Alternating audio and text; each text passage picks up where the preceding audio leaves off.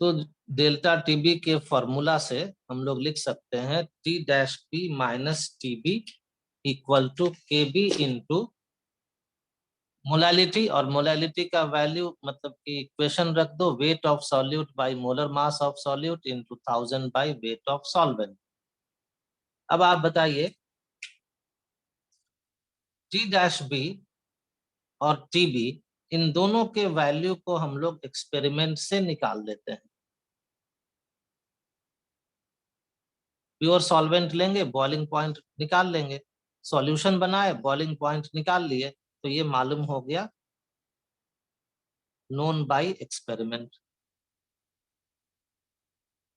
केबी का वैल्यू हम लोग पहले से ही मालूम है, क्योंकि भी तुरंत बताए थे कुछ देर पहले, जितने भी सॉल्वेंट्स हैं सारे सॉल्वेंट्स के केबी के वैल्यूज को निकाल लिया गया है, एक लिस्ट बना दिया गया है, तो केबी का वैल्यू भी नोन है।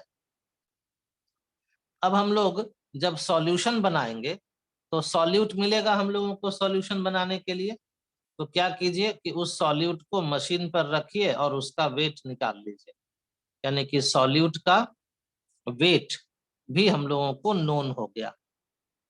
कितना ग्राम सॉल्वेंट में डिसॉल्व कर रहे हैं उसको भी मेजर कर लीजिए, वेट कर लीजिए, तो ये वैल्यू भी नोन हो गया, ये नोन हो गया, ये नोन हो गया, ये नोन हो गया, और ये भी नोन हो गया।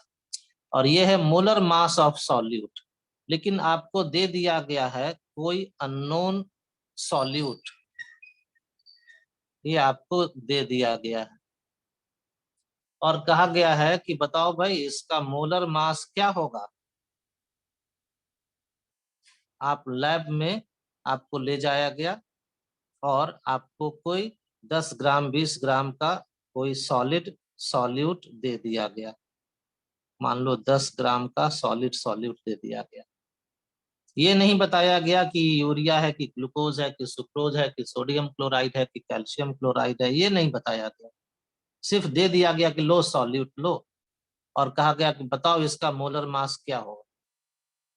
तो आप बिना किसी एक्सपेरिमेंट के इस सॉल्यूट के मोलर मास को नहीं बता सकते, तो हम लोग एक्सपेरिमेंट करते हैं एलिवेशन ऑफ बॉइलिंग पॉइंट का, डेल्टा टीबी निकालते हैं, जो सॉल्यूट दिया है उसका वेट मालूम हो गया, कितना सॉल्वेंट में डिसॉल्व किए हैं मालूम हो गया, केबी पहले से मालूम है, तो जब इसमें सारा टर्म्स नोन हो गया तो अब सिंपल मैथमेटिक्स अप्लाई करके मोलर मास ऑफ सॉल्यूट का वैल्यू पता कर लेते हैं, और यही इसका इंपॉर्टेंस है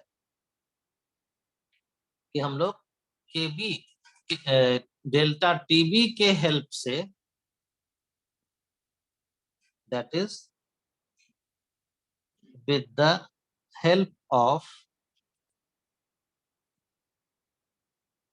value of delta TB, molar mass of unknown solute, molar mass of unknown solute can be determined। और ये बहुत इंपॉर्टेंट एप्लीकेशन है, क्योंकि जितने भी कंपाउंड्स हैं, सॉल्ट्स हैं, आज हम लोग सबका मोलर मास जानते हैं, मोलर मास जानते हैं। तो देखो भाई चीनी हम लोग कब से खा रहे हैं मालूम है, चीनी हम लोग कम से कम 5000 साल से ज्यादा समय से चीनी खाते हैं। तो क्या वो 5000 साल पहले चीनी का मोलर मास पता था? नहीं पता था। ये मॉडर्न साइंस में मालूम हुआ कि चीनी का मोलर मास कितना होता है, लेकिन चीनी तो लोग जानते थे लेकिन मोलर मास नहीं जानते थे। तो जब ये टेक्निक आ गया, जब ये डेवलपमेंट हो गया कि कॉलिगेटिव प्रॉपर्टीज के बारे में लोगों को मालूम हो गया, तब चीनी हो, ग्लूकोज हो, यूरिया हो, सुक्रोज हो, सब के मोलर मास को इस मेथड से निकाल लिया जा सकता है। तो ये एक बहुत इंपॉर्टेंट मेथड था जिसके हेल्प से जो सॉल्यूट्स लोगों को मालूम हो रहा था, जो कंपाउंड सॉलिड कंपाउंड लोगों को मिलता जाता था, लैब में प्रिपेयर करते थे, नेचर से निकालते थे, उन सारे सब्सटेंसेस के मोलर मास को इस मेथड से भी निकाल लिया गया। और भी मेथड है और ये मेथड भी, और यही इसका इंपॉर्टेंस है और इसके इस इम्पोर्टेंस के कारण आपको बहुत ज्यादा न्यूमेरिकल इसी टॉपिक पर रहता है डेल्टा टीवी से कि मोलर मास का पता करो किसी अननोन सॉल्यूट का। बहुत आसान काम कीजिए, डेल्टा टीबी निकालिए पहले। तो डेल्टा टीबी हो जाएगा 353.93 माइनस 353.23 केल्विन, तो 0.70 केल्विन ये आ जाएगा।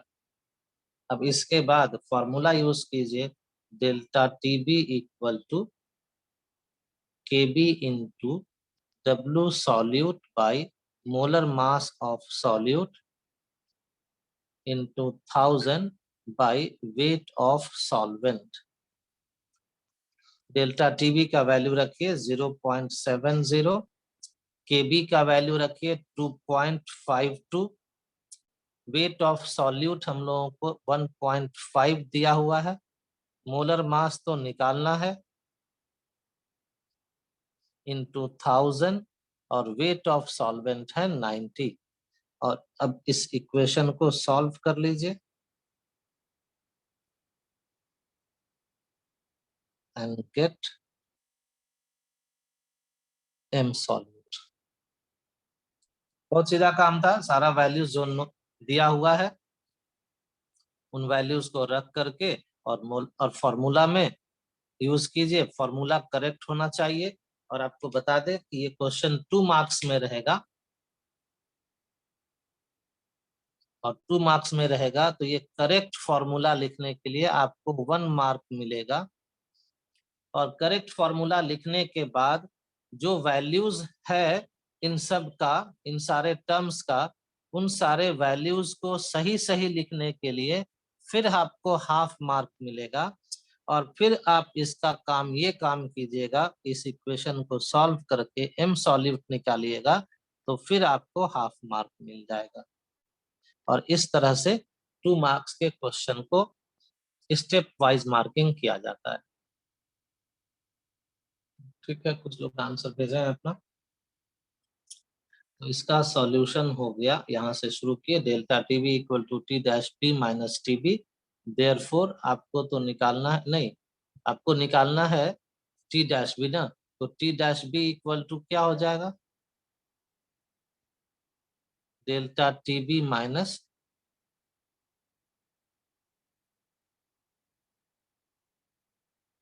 सॉरी प्लस ना, टी डैश बी निकालना है तो इसको इधर ले आए, तो हो गया डेल्टा टीबी प्लस टीबी, तो मिल जाएगा।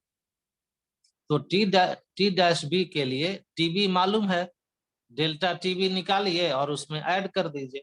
अब डेल्टा टीबी कैसे निकालेंगे, तो फॉर्मूला अप्लाई कीजिए, K B into W solute by molar mass of solute. Formula लिखने की आदत हमेशा रखिएगा, क्योंकि फॉर्मूला लिखने से न्यूमेरिकल में मार्क्स आपको मिल जाएगा। वेट ऑफ सॉल्वेंट और वैल्यूज को पुट कर देना है, केबी का वैल्यू 0.512, वेट ऑफ सॉल्यूट 18,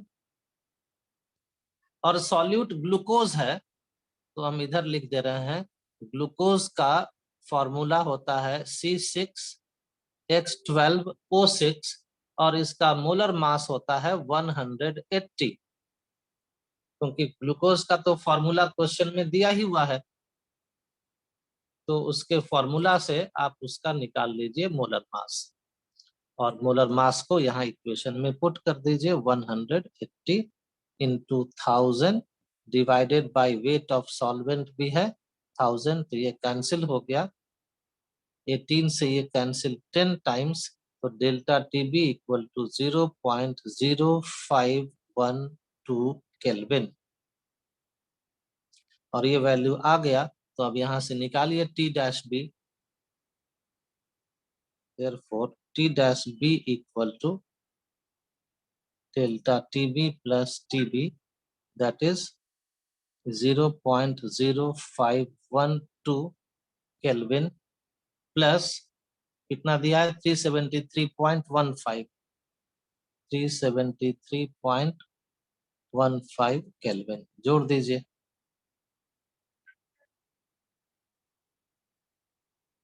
तो आंसर आ गया 373.2012।